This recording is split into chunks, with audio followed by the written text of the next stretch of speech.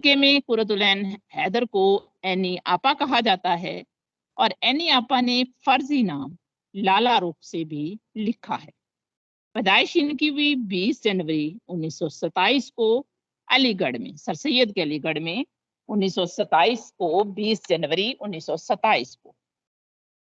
कुरतुलैन हैदर का इंतकाल 2007 में हुआ, यानी आज से तकरीबन 12-14 साल पहले। इनके वालिद जो हैं उनको सब जानते हैं, मशहूर अफसाना निगार सजाद हैदर यल्दरम हैं। इब्तदाई वतन इनका था जिला बजनूर। दादा जो थे वो सैयद जलालुद्दीन के नाम से मशहूर थे। कुरतुलैन हैदर जिस वक्त उनकी पैदाइश हुई तो उस वक्त सजाद हैदर यल्दरम जो थे वो अलीगढ़ यूनिवर्सिटी के रजिस्ट्रार थे।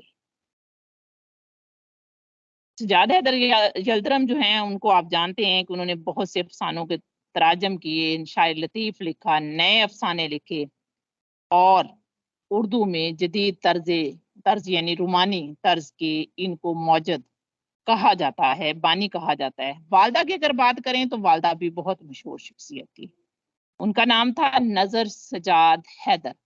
बेहतरीन अफसाने लिखे, नावल लिखे और उनका एक मशहूर नावल जो 1910 में अख्तरुन्निसा बेगम के नाम से शाया हुआ, काफी शोहरत हासिल की उसने। अब कुरतुलैन हैदर की अगर तालीम की बात करें तो मैट्रिक तक उन्होंने एक प्राइवेट स्कूल जो हरादून में था वहां से तालीम हासिल की। अंग्रेजी चूंकि अंग्रेजी इन्होंने लखनऊ यूनिवर्सिटी से उसमें अंग्रेजी में एमए किया। खानदान जो था पहले पाकिस्तान आया, कब? 1947 में। 14 अगस्त 1947 को हिजरत नहीं की बल्कि 4 माह बाद दिसंबर 1947 में हिजरत की। 14 साल पाकिस्तान रही और 1960 में ये चली गई। अब जब पाकिस्तान में थी तो इनकी जॉब थी वजारत इतलात और नशरियात में, इंफॉर्मेशन ऑफिसर थी 1950 तक, यानी ये नौकरी इन्होंने 3 साल की। फिर उन्होंने टेलीग्राफ अखबार लंदन और बीबीसी लंदन में भी जॉब की। 1960 में पाकिस्तान बनने के, यानी पहले ये दिसंबर में पाकिस्तान आई और 1960 में ये गई लंदन इलाज के सिलसिले में। उस वक्त इनका ये नावल आग का दरिया 1959 में शाया हो चुका था, जो 2 साल के अरसे में इन्होंने लिखा था। वहां से इनकी मुलाकात हुई जवाहरलाल नेहरू से और 1961 में ये भारत या इंडिया चली गई। अच्छा, जवाहरलाल नेहरू से पहले इनकी बात अबुल कलाम आजाद से भी हो चुकी थी और वो भी इन्हें मशवरा दे चुके थे कि आप भारत मुंतकिल हो जाओ। कुतुबुलैन हैदर सीधी भारत नहीं गई बल्कि पहले लंदन गई और वहां से इनका हिंदुस्तान जाने का इरादा बना। जब ये हिंदुस्तान चली गई तो वहां 1961 के बाद 1964 से 1968 तक एम्पीरियंट कंपनी की ये क्रिएटर एडिटर भी रही, यानी इसमें ये क्रिएट करती थी। इसके अलावा वीकली ऑफ इंडिया जो इदारा था उसमें लिखती रही। इंटरनेशनल राइटिंग प्रोग्राम यानी यूनिवर्सिटी ऑफ एवा की मेंबर ये 1979 तक रही। 1981 से 1982 तक जामिया इस्लामिया में और 1982 के बाद अलीगढ़ मुस्लिम यूनिवर्सिटी में ये उर्दू की विजिटिंग प्रोफेसर रही। उर्दू की पहली अफसाना और नावल निगार हैं जिन्होंने वर्जीना वुल्फ और जेम्स जवाइस को की पैरवी की और ऐसी पैरवी की कि उनको पीछे छोड़ दिया। अपनी जो तख्लीकात हैं उसमें ज्यादातर इनका मौजू जो है आला मर्तबे और आला स्टेटस के अफराद हैं और आला तबके की नुमाइंदगी करती हैं। बाप का नुक्ता नजर था रोमानवी तहरीक को ज्यादा सजाद हैदर यल्दरम ने उसको मुनक्कस किया। कुरतुलैन हैदर भी उसी तर्ज की हामिल थी। 7 साल की उम्र में अदबी सफर का आगाज किया। कार्टून नामी कहानी लिखी जो रिसाला फूल में शाया हुई। पहला अफसाना एक शाम, जिसको वो एक शाम का नाम नहीं देती थी बल्कि स्क्रिप्ट कहती थी। फर्जी नाम से लिखा था। फर्जी नाम मैंने आपको बताया है कि एनी आपा ने लाला रुख के नाम से भी लिखा। वो 1943 में शाया हुआ, क्योंकि इनके चचा कहते थे कि जब आप असल नाम से लिखोगी तो कोई भी यकीन नहीं करेगा कि ये एनी ने लिखा है। दूसरा अफसाना ये बातें, पहला एक शाम, दूसरा ये बातें। इसको इन्होंने लिखा बिनते सजाद हैदर यल्दरम के नाम से, और ये 1944 में शाया हुआ, यानी 1 साल के वक्फे के बाद इन्होंने दूसरा अफसाना लिखा। तीसरा अफसाना इरादे, ये 1944 उसी साल में इन्होंने लिखा, जून में, 1 महीने के बाद, और इस पर इन्हें 20 रुपए का इनाम मिला। अदीब में छाया हुआ था ये। तरक्की पसंद जो अदीब हैं वो इन्हें जगीरदारी मुआशरे का नुमाइंदा करार देते हैं और इन्हें पोम डार्लिंग की फप्तियों से नवाजते हैं। एजाजात, इन्होंने काफी ज्यादा एजाजात हासिल किए हैं। पतझड़ की आवाज इनका अफसानवी मजमुआ है, जिस पर इन्हें साहित्य अकादमी अवार्ड 1967 में मिला। स्वेतलैंड नेहरू अवार्ड बराए आजम 1979 में मिला। पद्मश्री अवार्ड 1984 में मिला। गालिब अवार्ड 1984 में मिला। और इनको मध्य प्रदेश जो रियासत है उसका सबसे बड़ा एजाज, जिसे वो इकबाल सम्मान के नाम से याद करते हैं, वो 1988 में मिला। ज्ञानपीठ अवार्ड 1990 में मिला। 2 साल के वक्फे से फिर 96 में इनको फेलो ऑफ साहित्य अवार्ड मिला। बहादुर शाह जफर अवार्ड 2000 में मिला। पद्म भूषण अवार्ड 28 मार्च 2005 को मिला। ये तो हो गया इनका तारुफ। अब बात करते हैं नावल आग का दरिया की। जी मेरी आवाज क्लियर है? कोई मसला तो नहीं है? कोई एक बच्चा बता दे। जी मैम क्लियर है आपकी आवाज।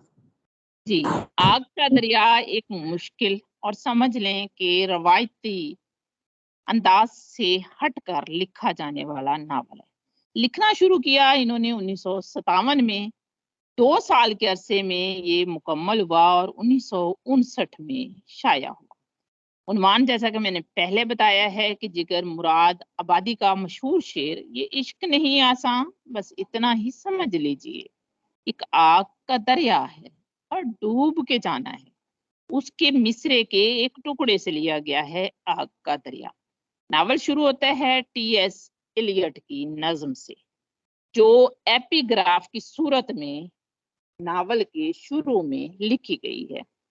और इस नावल का मौजू, जैसे कि आगाज पे मैंने बताया है कि वक्त है, वक्त जाहिर किया गया है आग के दरिया से। आग का दरिया 2 धारी दरिया है, या वो धारा है जो बहता जाता है, यानी वक्त गुजरता जाता है और इंसान उस वक्त के बहाव में बहता जाता है और जिंदगी की वुस्तों में खोता जाता है। इस नावल के बारे में कहा जाता है कि इसमें शऊर की रूह की तकनीक का इस्तेमाल किया गया है। शऊर की रूह की तकनीक को मैं ऐसे वाज़ू करूंगी कि इस नावल के 4 दौर हैं, जैसे मुगलिया दौर और आखिरी दौर है पाकिस्तान और हिंदुस्तान का दौर। उस दौर तक वो सारी कहानी को शऊर की रूह में बहकर याद किया जाता है, तो इसमें शऊर की रूह की तकनीक को बरता गया है।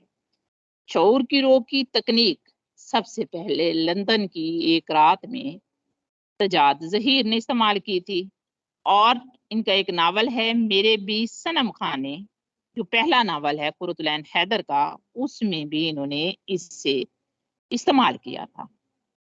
अच्छा, कुरतुलैन हैदर के अगर सारे नावल्स जो हैं उनकी बात करें तो आप लिख सकते हैं कुरतुलैन हैदर का पहला नावल, जिसकी अभी मैंने बात की है, मेरे भी सनम खाने, ये 1949 में शाया हुआ।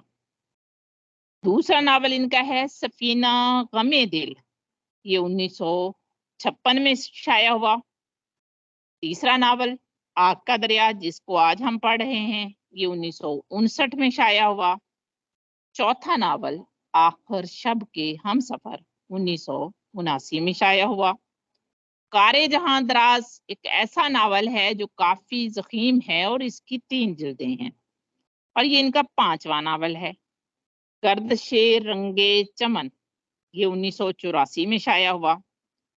आखिरी नावल है इनका 7वां नावल चांदनी बेगम, ये 1989 में शाया हुआ। इसके अलावा इनकी नावलेट भी हैं, दिलरुबा, सीता हिरन, चाय के बाग और अगले जन्म मुहे बिटियाना कीजियो। सीता हिरन की कहानी जो है वो थोड़ी बहुत आपको पता होगी कि वो एक लड़की की कहानी कह रहा, अपने ही नावल पे देते हैं। नज़म शुरू में है इसके, और इसमें शऊर की रो की तकनीक का इस्तेमाल किया गया है। शऊर की रो की तकनीक हम किस तरह इस्तेमाल करते हैं? एक तो हम अपने आप से बात करते हैं, जैसे दिल में इंसान अपने ज़मीर की सुनता है या अपनी बात करता है, तो उसे कहते हैं अंदरूनी खुद कलामी। और दूसरी होती है बिलवास्ता अंदरूनी खुद कलामी, यानी जो हम बात अपने आप से करते हैं वो किसी वास्ते के बगैर, वास्ते के साथ करते हैं, यानी किसी के साथ मिलकर उसे याद करते हैं, और बात हम खुद से करते हैं। आजाद तलाजमा ख्याल, तलाजमा ख्याल वो होता है यानी एसोसिएशन ऑफ थॉट, यानी आपने अपनी चीजों को तलाजमे के साथ जोड़ना। तो ये तीनों अज्जा हैं शऊर की रूह की तकनीक के, और ये तीनों अज्जा का इस्तेमाल किया गया है आपके दरिया में। अब शम्स रहमान फारूकी, जिन्होंने कई चांद थे सरे आसमान जैसा मशहूर नावल लिखा है, वो कहते हैं कि आग का दरिया में 30% शायरी है। गौर कीजिएगा, 30% शायरी है और 70% नसर है, यानी तकरीबन तीसरा हिस्से से कुछ कम शायरी है, बाकी नसर है। रिवर ऑफ फायर से तर्जमा किया। आग के दरिया की कहानी 2500 साल पहले शुरू होती है। पहले दौर को याद रखना है, शुरू होती है 2500 साल पहले। किस तहजीब से? हिंदुस्तानी तहजीब से।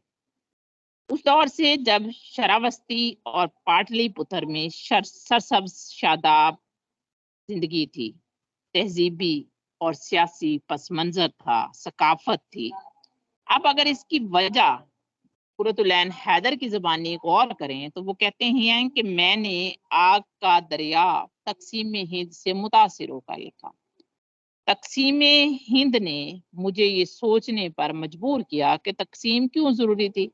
तो उस तकसीम ने मुझे तारीख की तरफ माइल किया और मैंने फ़लसफ़े तारीख को इस्तेमाल करते हुए आग का दरिया लिखा, और इस आग के दरिया में आग के दरिया या वक्त को सिंबल या अलामत के तौर पर इस्तेमाल करते हुए 3000 साल पुरानी तहजीब को इस नावल में समोने की कोशिश की है। अगर नावल की बात करें तो कुल सफ़ात हैं इसके 642, अबवाब हैं 101। अबवाब से इसकी तादाद का अंदाजा लगा लें कि ये कितना बड़ा है। बाब 1 से 13 शरावस्ती से मुतल्लिक है, 14 से 17 पाटलिपुत्र से मुतल्लिक है, 18 से 25 तक बिराज, जौनपुर और बनारस से मुतल्लिक है। फिर 26 से 56 तक कलकत्ता और लखनऊ की तहजीब है। 57, 58 पुरानी और नई तहजीब है। 59 से 96 तक यूरोप के मुतल्लिक है। 97 से 98 तक जदीद दौर है, और 99 और 100 मशरकी पाकिस्तान यानी बांग्लादेश का बनना, नया हिंदुस्तान और उस सारी तकसीम के मुतल्लिक है। आखिरी बाब जो है वो नए हिंदुस्तान के मुतल्लिक है। याद रखिएगा 101 अबवाब हैं इसके। इब्तदाई दौर 2500 साल पुराना है। उस दौर में उस दौर की जिंदगी, तर्ज मुआशरत, रहन सहन, लोगों के बोलचाल के तरीके, उनकी बातचीत, उनका मजहब, उनकी सियासत, वो सब कुछ बताया गया है। यानी उसको हम गौतम बुद्ध का दौर कह सकते हैं। वो दौर था जब पत्थरों पे लिखा जाता था, कागज का आगाज नहीं था, लड़ाइयाँ थी। तो इब्तदाई दौर उस दौर का है। अब गौतम नीलंबर कौन है? पहले दौर या इब्तदाई दौर का किरदार तालिब इल्म है, मुरवजा अलूम जानता है, तजस्सुस का मारा हुआ है, अपने दोस्त के साथ یہ مختلف مواقع پر مختلف سوال کرتا ہے، مذہب کیا ہے، وقت کیا ہے، تبدیلی کیسے آتی ہے، اس کا تجسس اسے کائنات اور اس کے رازوں کے درمیان گھماتا رہتا ہے۔ طالب علم ہے، لڑائی ہوتی ہے، ایک جیسی روایتی لڑائیاں ہوتی ہیں، اس میں اس کی محبوبہ جو چمپا کلی ہے اس کو اغوا کر لیا جاتا ہے، اور گوتم اس لڑائی کے دوران، جس لڑائی کا نام تھا مگدھ کی لڑائی، اس میں اپنے ہاتھ کٹوا دیتا ہے۔ گوتم نیلمبر جو ہے 2 حصوں پر اس کا کردار پھیلا ہوا ہے، پہلا دور بھی اور دوسرا دور بھی۔ پہلے دور میں نے بتایا کہ کچھ سوالات، ان کے جوابات، تجسس، تحقیق، جستجو ہے، اور دوسرے میں لڑائی اور چمپا کا اغوا ہونا ہے۔ اب اس دور میں جو ہیروین ہے، چمپا کلی، چمپک یا بعد کی چمپا یا چمپا بائی، یہ ایک ہی کردار ہے جو ہر دور میں اپنا روپ بدل کر گوتم نیلمبر سے ملتی ہے۔ اس کا پہلی ملاقات گوتم نیلمبر سے سرجو ندی کے کنارے ہوتی ہے۔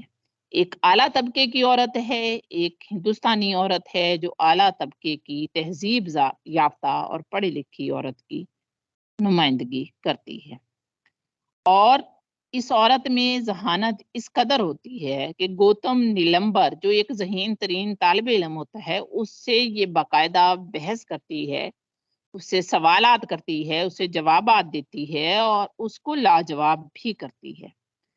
جو لڑائی ابھی میں نے بتائی ہے آپ کو، اس میں چندر گپت موریہ سے جنگ کے بعد گرفتار ہو کر پاٹلی پتر جاتی ہے۔ دوسرا دور مغلیہ دور، یعنی مسلمانوں کی آمد کے بعد تہذیب کے اس ساغر میں، یعنی اس دریا میں جو آگ کا دریا بہہ رہا تھا، اس میں تبدیلی آئی۔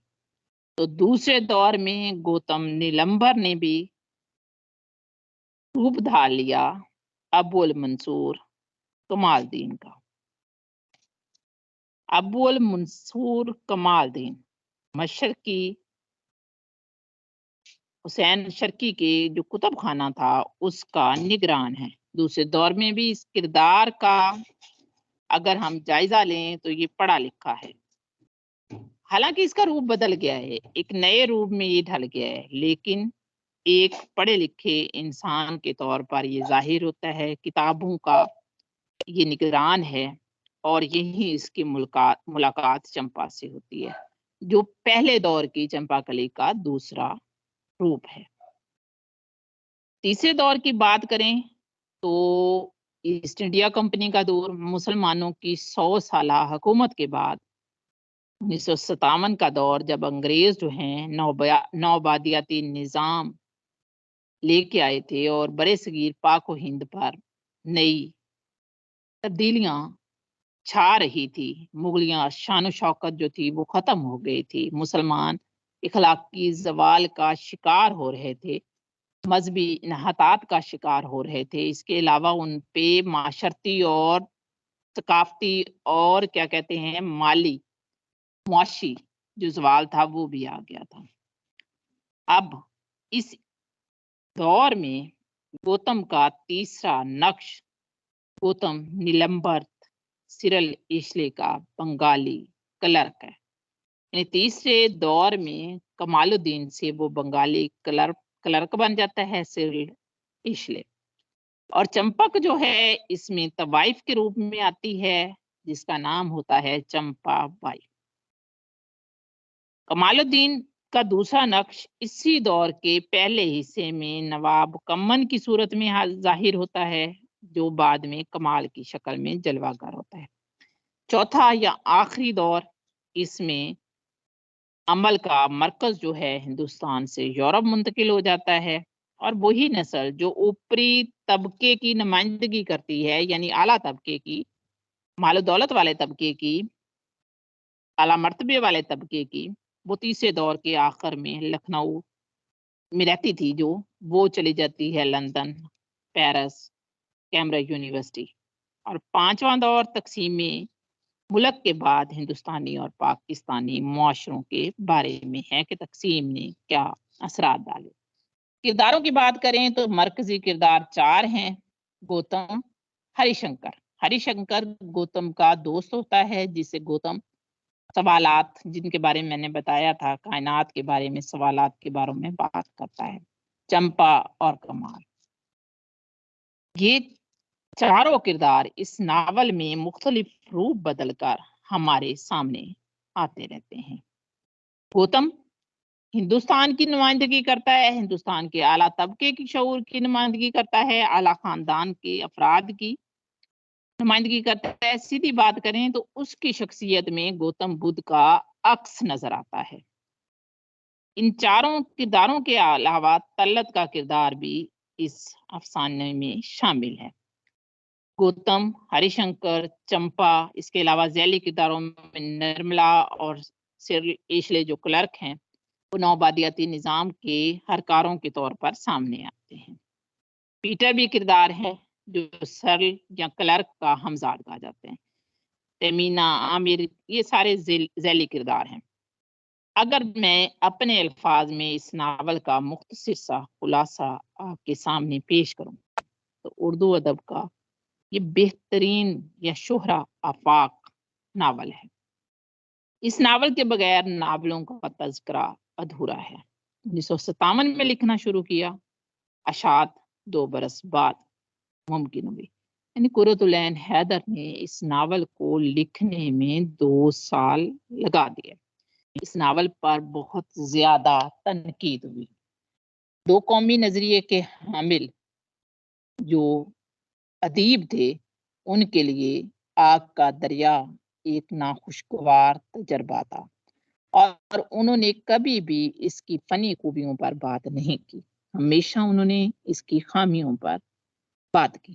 قرۃ العین حیدر فرضی نام لالا رخ یا نیلوفر نے یہ ناول جو ہے 30 برس کی عمر میں لکھا تھا، اور جب ان کی عمر ہوئی 72 برس تو انہیں یہ لگا کہ میرے ناول میں کچھ خرابیاں ہیں، کچھ سکم ہیں، کچھ کمیاں ہیں، تو انہوں نے اس کا ترجمہ کیا دی ریور آف فائر کے نام سے انگلش میں، جو آگ کے دریا سے زیادہ بہتر ہے اسلوب اور کردار نگاری کے اعتبار سے۔ پلاٹ سے مراد کیا ہوتا ہے کہ ہم مختلف ابواب کا تعلق کیسے آپس میں جوڑتے ہیں، قصہ یا کہانی کو کیسے بیان کرتے ہیں۔ انوکھی طرز اور ساخت کا ناول ہے، اس کی ترکیب بہت پیچیدہ ہے کہ 2500 سالہ کہانی کو موجودہ معاشرے یا 20ویں صدی تک لے کے آنا، جیسے ایک بہت زوردار دریا بہہ رہا ہو اور اس کی لہروں کے ساتھ کھیلنا، کائنات جیسے چل رہی ہے اس میں سے کتھا یا اساطیر یا کہانی کو نکالنا۔ تو قرۃ العین حیدر نے اس میں بہت زیادہ مہارت دکھائی ہے۔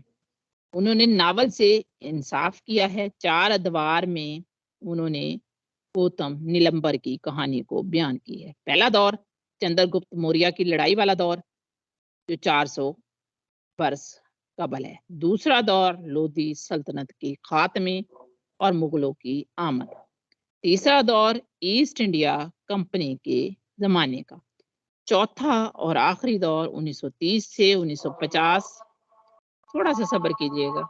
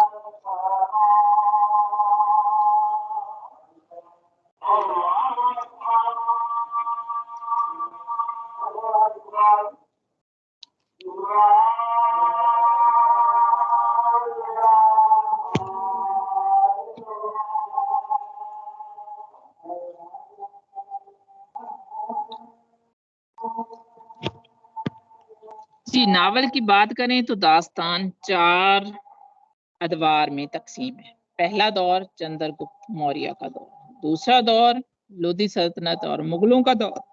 اچھا، پہلا اور دوسرا دور ایک دوسرے سے جڑے ہوئے ہیں کہ وہ کہانی تقریباً ثقافتی، تہذیبی اور کلاسیکی انداز سے پچھلے دور سے ملتی ہے۔ تیسرا دور ایسٹ انڈیا کمپنی کا دور ہے جو نو آبادیاتی دور ہے، اور چوتھا دور جو 1930 کے بعد شروع ہوتا ہے وہ تقسیم، پہلے اس دور میں آغاز ہوتا ہے سیاسی بحالی کا، اس کے بعد ملک کی تقسیم، پاکستان کا علیحدہ بننا اور بھارت کا علیحدہ بننا، اور پھر 1950 تک یہ دور چلتا ہے۔ یعنی مصنفہ اسی دور میں تقسیم پہ بات ختم نہیں کرتی بلکہ وہ مشرقی پاکستان کی علیحدگی کو بھی اس میں لے کے آتی ہیں۔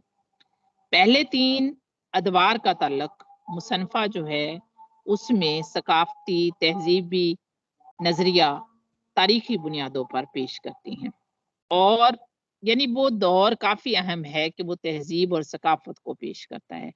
لیکن چوتھا دور نظریاتی دور ہے اور ایک مکمل الگ سے ناول ہے۔ اگر آپ اس کو غور سے دیکھیں تو وہ ہمیں تاریخ در تاریخ چلاتا ہوا تقسیم ہند 1947 تک لے آتا ہے، اس کے بعد تقسیم بنگلہ دیش پر، بنگلہ دیش کا الگ ہونا یا تقسیم بنگلہ دیش۔ اب اس ناول کو دیکھیں تو اس میں وہ جیسے ہوتا ہے نا بھارتی مذہب میں ایک کردار اواگون یا ایک کردار کا روپ بدل کر دوبارہ زندہ ہونا اور ایک نیا روپ دھار لینا، تو اس ناول میں ہمیں یہ نظر آتا ہے کہ گوتم نیلمبر ایک کردار سے دوسرا اور تیسرے سے چوتھا ان روپ میں اپنا روپ بدلتا رہتا ہے، اسی طرح چمپک۔ اس وجہ سے بھی اس ناول پر بہت زیادہ اعتراضات کیے گئے۔ کردار اگر آپ کو میں نے پہلے بتایا ہے کہ چمپک ہے، شہزادے سے منگنی ہوتی ہے اور وہ گوتم نیلمبر کی صورت میں بدھ بخشو بن جاتا ہے۔ دوسرے دور میں ایودھیا کے پنڈت کی بہن ہے۔ تیسرے دور میں یہ ایک طوائف ہے اور اس عورت کے نصیب میں کبھی بھی سچا پیار نہیں ہوتا۔ یہ بھٹکی ہوئی روح کی طرح اپنی پوری زندگی گوتم نیلمبر یا کمال الدین یا اس افسانے میں جو منصور کمال ہے اس کے انتظار میں زندگی گزار دیتی ہے، اور آخر میں اسلام قبول کرنے کا فیصلہ کرتی ہے، لیکن اس کا انتظار پورا نہیں ہوتا اور وہ سنیاسی بن کر، یعنی وہ کیا کہہ سکتے ہیں، وہ جنگل کی راہ لیتی ہے، تارک دنیا ہو جاتی ہے۔ پہلے اور دوسرے دور میں نے آپ کو بتا دیا ہے کہ یہ شہزادی ہے، اور تیسرے دور میں ایک طوائف ہے جو ہر قسم کے ناز و انداز، ذہین فتین اور تیز ترار طوائف کے طور پر سامنے آتی ہے۔ اب چونکہ طوائف ہے تو اس کی محفل میں نواب بھی آتے ہیں، مسلم اشرافیہ بھی آتے ہیں، اور اس دور میں وہ اخلاقی اور ذہنی انحطاط اس عورت کی محفلوں میں دکھایا جاتا ہے۔ اس کی محفل میں منصور کمال آتا ہے، اس کو اس سے عشق ہو جاتا ہے، لیکن گوتم نیلمبر وقت جو ایسٹ انڈیا کمپنی کا وفادار ملازم ہے اس سے بھی محبت کرنے لگتی ہے، لیکن کیا ہے کہ وہ کلکتے اسٹیشن پر انتظار کرتی ہے اور وہ کبھی بھی نہیں واپس آتا۔ آخری عمر میں طوائفوں کی سردار اور سب سے آخری عمر میں بکارن بن جاتی ہے اور اسی اسٹیشن پر بھیک مانگتی ہے، یہاں وہ گوتم نیلمبر کی رات کرتی تھی۔ اگر تقسیم ہند کے بعد والے دور کی بات کریں تو ایک مسلم لیگی وکیل کی بیٹی ہے اور آج بھی گوتم نیلمبر سے پیار کرتی ہے اور اسے پا نہیں سکتی، اور تقسیم کے بعد انگلستان میں قیام کے دوران اسے مسٹر ایشلے سے پیار ہو جاتا ہے، اس میں بھی کامیاب نہیں ہوتی اور پھر وہ اپنے آبائی گھر بنارس چلی جاتی ہے۔ چمپا کا نام میں نے جیسے بتایا ہے ہر دور میں تبدیل ہو جاتا ہے، پہلے وہ چمپا تھی، پھر چمپک، پھر چمپاوتی اور آخر میں چمپا احمد بنی۔ طوائف کی صورت میں اس کا نام چمپا جان تھا۔ منصور کمال جو ہے وہ اسے عشق کرتا ہے، سکندر لودھی کی فوج جو ہے وہ پوری کیا کہتے ہیں ملک کی اینٹ سے اینٹ بجا دیتی ہے. اس کے علاوہ اس پورے ناول میں یہ بھی دکھایا گیا ہے کہ وہ لوگ جو مغلیہ دور میں میم آپ اعلیٰ طبقوں پر اور اعلیٰ عہدے پر کام کرتے تھے، تقسیم کے بعد وہی لوگ کیمبرج، لندن اور دوسری یونیورسٹیوں میں تعلیم حاصل کرتے ہیں. اور کچھ لوگ ایسے بھی ہوتے ہیں جو جب سب کچھ ہو کر واپس آتے ہیں تو ان کے پاس کچھ نہیں ہوتا اور وہ لوٹے پوٹے پاکستان کی راہ لیتے ہیں. یہ ناول مکمل ہوا، میٹنگ کا ٹائم بھی تقریباً مکمل ہوا. میں ایک دفعہ پھر رپیٹ کرنا چاہوں گی، قرۃ العین حیدر کے تمام ناول اگر کسی نے لکھنا ہے تو وہ لکھ لیں. پہلا ناول ہے میرے بھی صنم خانے جو 1949 میں شائع ہوا. دوسرا سفینہ غم دل 1956 میں. تیسرا آگ کا دریا 1959 میں. آخر شب کے ہم سفر 1989 میں. کار جہاں دراز اس کی 3 جلدیں ہیں. گردش رنگ چمن 84 میں. چاندنی بیگم 1979 میں. یعنی 3 ناول انہوں نے 4 بلکہ بھارت میں رہتے ہوئے لکھے اور 2 پاکستان میں لکھے. ناولٹ ہیں دلربا، سیتا ہرن، چائے کے باغ، اگلے جنم، مجھے بٹیا نہ کیجیو. اصل نام نیلوفر کلمی نام معروف اور اصل نام نیلوفر ماموں کے کہنے پر نام تبدیل کیا. والدہ نظر سجاد حیدر، والد سجاد حیدر جلدرم. جی کوشش کی آپ کو ناول سمجھ آ جائے، پھر بھی کسی کو کچھ پوچھنا ہے تو وہ پوچھ سکتا ہے.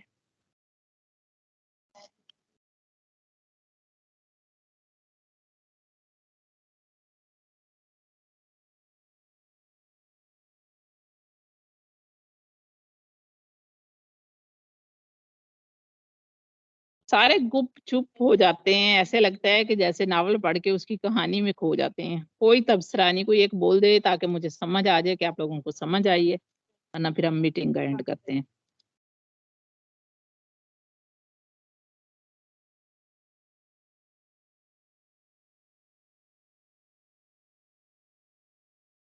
جی سجیلا.